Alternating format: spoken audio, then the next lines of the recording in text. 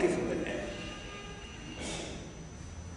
لأنه احنا إلى جانب مطالبتنا أنفسنا بأن نربي أبناءنا، بأن نتضامن فيما بيننا، فما قضية تنتظرنا وهي قضية الدستور اللي مشيت عملت. هذا الدستور اللي في تصوري فما مواصفات لازم تتوفر فيه. الآن نتكلم من وجهة نظرنا الدينية، يعني من وجهة نظرنا المجتمعية، من وجهة نظرنا كمواطنين في البلد. عندنا تقليد، احنا عندنا تاريخ، احنا ماناش شعب ملفق، احنا شعب عنده عقيدة وعنده دين، وفي البلاد هما دين واحد. فما أولاد عمنا اليهود أقلية، هذه الأقلية حقوقها محفوظة من وجهة نظرنا احنا كمسلمين، ومن وجهة نظر المجتمع المدني من خلال القوانين الموجودة. معناش حق الناس هذو نعتدي عليهم، لا علاقة بين مساكنتهم لنا وبين مشكلتنا مع إسرائيل، حتى ولو كان ساعات واحد منهم يعاون إسرائيل ولا يمشي لإسرائيل وعنده جنسية ثانية وإلا عنده خدمة أدوناي. لكن الواجب يقتضي أن هؤلاء محفوظون في بلدنا، لا نمسهم بسوء ونحميهم. الدين اقتضى ذلك والتمدن يقتضي ذلك. لكن هذا البلد يبقى لأغلبيته بلدا مسلما قائما على أساس عقيدة واحدة وعلى أساس تدين واحد. صحيح، وأنه في مجتمعنا الآن فما فئة من الفئات أنكرت التدين الذي نعرفه، فما من أولادنا أولاد عمنا وقربنا وكبارنا وصغارنا، فما ناس أصبحوا يجاهرون بعدم تدينهم بل باستبعادهم الدين،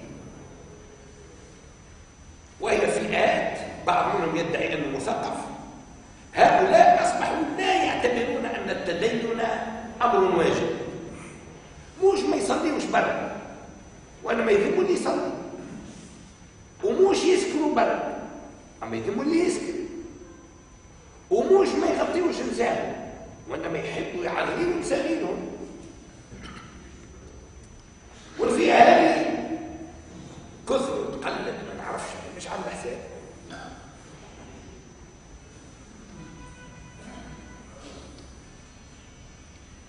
هذه الفئة هم مواطنون مثلنا، هم مواطنون مثلنا، لا نستطيع أن ننزع عنهم صفة المواطنة لأنهم مواطنون في حتى كلام الإسلام، وهم أمام القانون سواسية معنا في الحقوق والواجبات مما لا شك فيه ولا ريب. والخلاف بيننا لا يمكن أن يصبح خلافا يحل عن طريق القوة. لا نخلقوهم لا يخلقونا، لا نسبوهم لا يسبونا. لكن هذا الخلاف إذا أردنا حله بيننا وبينهم يجب أن توجد ضوابط تكون هي الفاصل بين فكرنا وفكرهم. هذه الضوابط هي الدستور. الدستور هذا يلزم يضمن لنا حقوقنا ويضمن لهم حقوقهم. هم يطالبوا بحرية الاعتقاد، يقول لك أنا إذا كان كفرت بلغتكم أنتم كفرت، يعني ما شو كفرت، أما إذا كان كفرت بلغتكم ما تدخلونيش الحبس، عندك الحق. فعقيدتك أنت حر فيها. حرية التدين وعدم التدين ما تدخلونيش الحبس على خاطر ما نصليش ولا على خاطر ما نصومش. معقول؟ لك هذه الحرية، والحرية دي مضمونة حتى بالدستور القديم اللي تو مش نحيوه. لكن في المقابل احنا وين حقوق؟ معطيونا حقوق؟ قالش فيها حقوق. قلنا حقوقنا أن ما نعيشوش غرباء بديننا في بلادنا، ما تفرضش عليها باش نشعر بالغربة. تديني، لكن انا نسكن في البلاد، راني ما جيتش من مالطا البارح، اتولدت في مالطا وجيت هون، راني اب عن جد، انا تونسي، نحب في البلاد ما نحسش بغربتي عند تديني.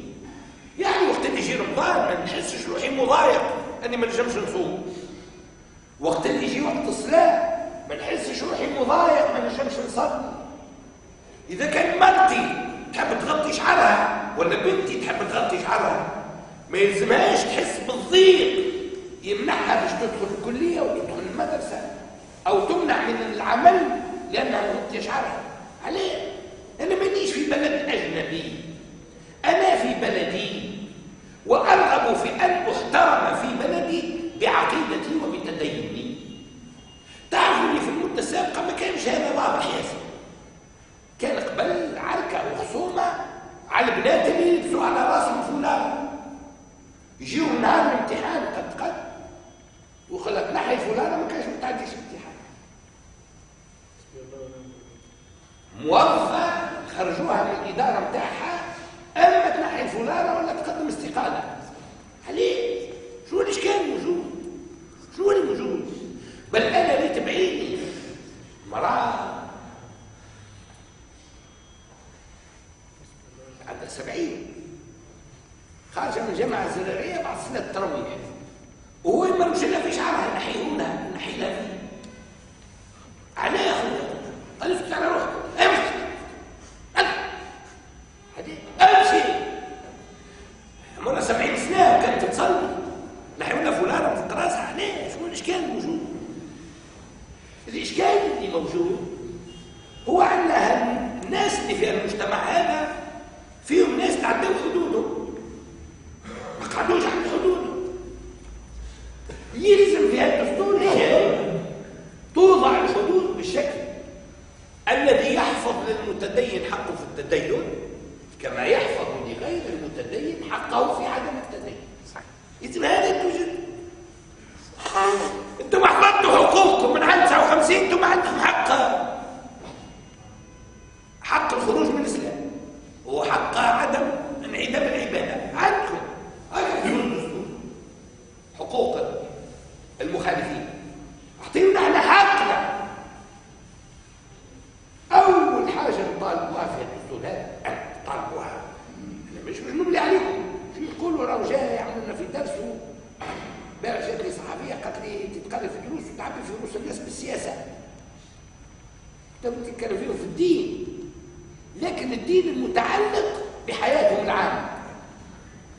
انا باش نجي مع ناس مصلين يصلون قداش من عام نقول له بالله انا نقرر لكم درس في قداش من ركعه في صلاه الظهر قداش من ركعه في صلاه العصر.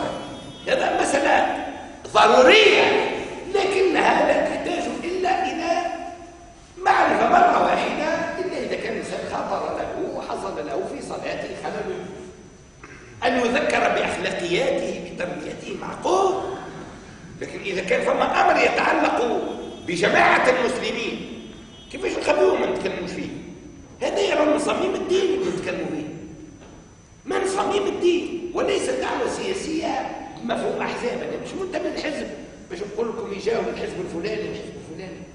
أنا نتكلم على واقع تونسي نحبه، الواقع بمناسبة التغيير اللي قاعد يقع في البلاد، أن تضمن فيه حقوق المتدينين.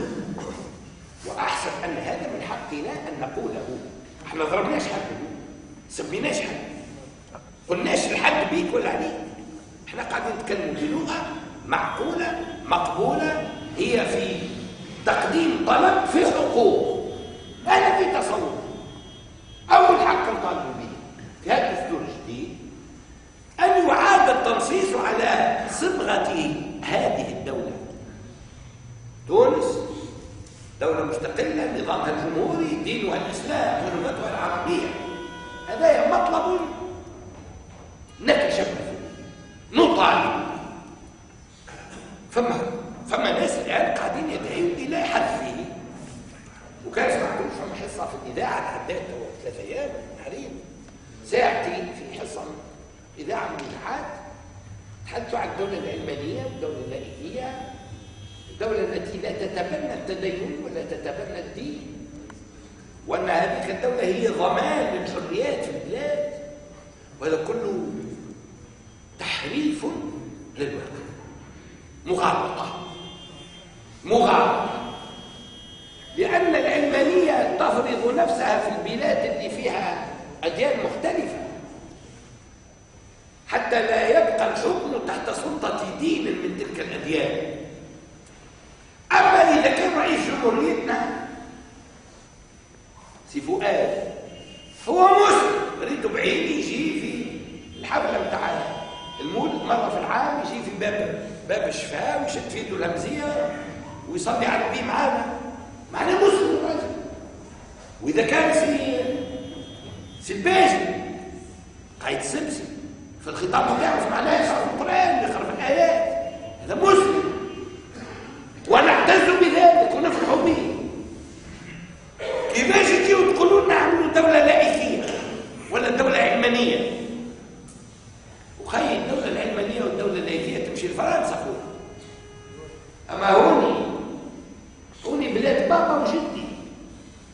بابا مات على خاطر الدستور، بابا مات على خاطر الاستقلال، وجدي مات على خاطر الاستقلال، وجد بابا الأول دمه تبصع في الأرض. باش هالبلاد هذه تكون مسلمة وانت تجيني ما بنلعبوا ضحك على خاطر سيادتك قريت في كلية من كليات موسكو ولا تحب لينين ولا ستالين، تجيني تقول لي لا ما تحطليش دولة مسلمة، نحطها وانت حر، تحب تدين ما تدينش، لكن انا حر مش نتدين في بلادي، ونلقى مؤسسات تخدم لي التدين، نلقى الجامع ونلقى الوقت اللي راعي صلاتي ونلقى الوقت اللي راعي صيامي ونلقى التربية الدينية لأولادي في المدرسة. مش نقول لا الإسلام هذايا دخيل على البلاد اللي حاجة تمشي يربي ولده في التدين ويعلموا اش قال الله تعالى واش قال رسول الله.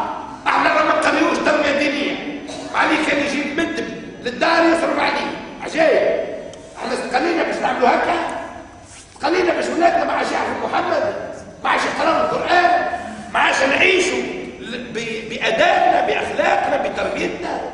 فهذه قضية أساسية لن نرضى أن يزال عنا الإسلام، لن نرضى أن نبعد عن ديننا، لن نرضى أن نحجب عن تاريخنا، لن نرضى أن تسحب منا قيمنا. وهذه القضية ليست قضية حزب، هي قضية الشعب، قضية الأمة، قضيتكم جميعا. أنتم تدافعون عن هذا، لست أنا أدافع عنه. فالقضية يجب أن تثبت في عقول الناس جميعا، وأمامكم معركة فكرية ثقافية حضارية تفرض عليكم أن تتخذوا موقفا، والموقف الواجب اتخاذه في رأيي المتواضع هو أن نكون مع إقامة دولة ترعى الإسلام والعروبة.